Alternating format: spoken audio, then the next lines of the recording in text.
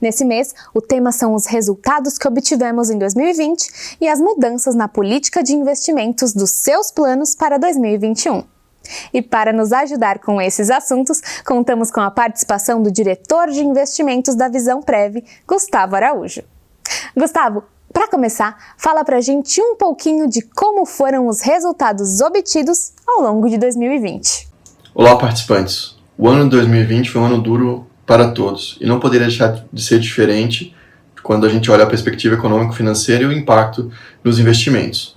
O resultado do fechamento do ano calendário acabou sendo positivo em todos os perfis, mas isso era muito difícil de prever ao longo do ano. Especialmente no último trimestre, com o efeito das ações contracíclicas dos governos e bancos centrais ao redor do mundo, perspectivas de uma vacina e a questão dos juros baixos em todo o mundo acabaram gerando maior apetite a risco no mercado, o que teve impacto nos principais índices de referência globais e, como consequência, nos nossos perfis. Em uma curta retrospectiva, o ano 2020 começou com um trabalho forte de redução da nossa posição aos papéis atrelados à inflação.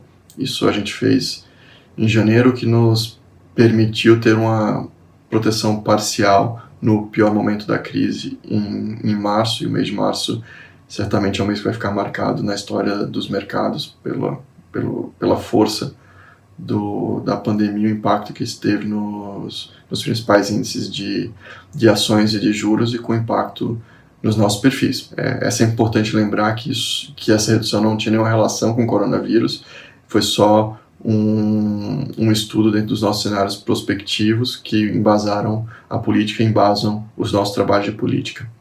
Naquele momento, reforçamos que não havia como prever o que aconteceria com os mercados, mas reforçamos nosso comprometimento em manter o que estava definido na política, respeitando o incremento de risco entre os perfis, e também reforçamos nosso comprometimento de trabalhar forte para ver alguma eventual oportunidade que surgisse.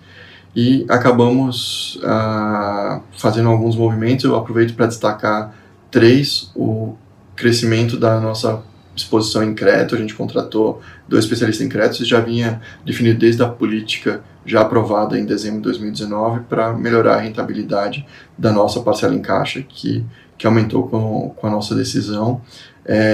Também, especialmente em abril, alguns bons gestores que a gente acompanhava acabaram abrindo para captação e a gente acabou contratando um terceiro gestor especialista em renda variável.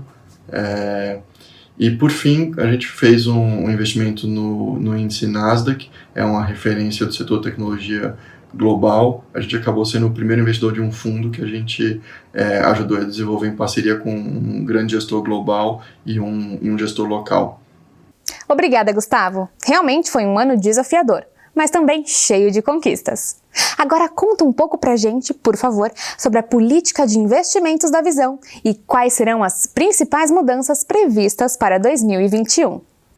Vale começar com um comentário sobre o nosso processo de revisão anual da política. Ele tem começo formal basicamente em julho e se encerra em dezembro com a nossa aprovação no Conselho Deliberativo e a divulgação.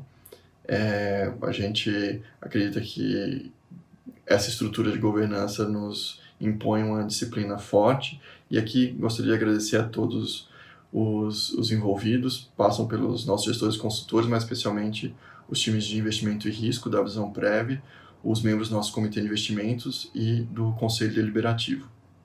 Bem, respondendo à sua pergunta, o principal movimento foi um aumento na parcela de CDI dentro da renda fixa dos nossos perfis, fundamentalmente para permitir uma melhor avaliação tática, alguma flexibilidade aqui dentro. Para a renda variável, multimercado e investimento no exterior, não houve alteração.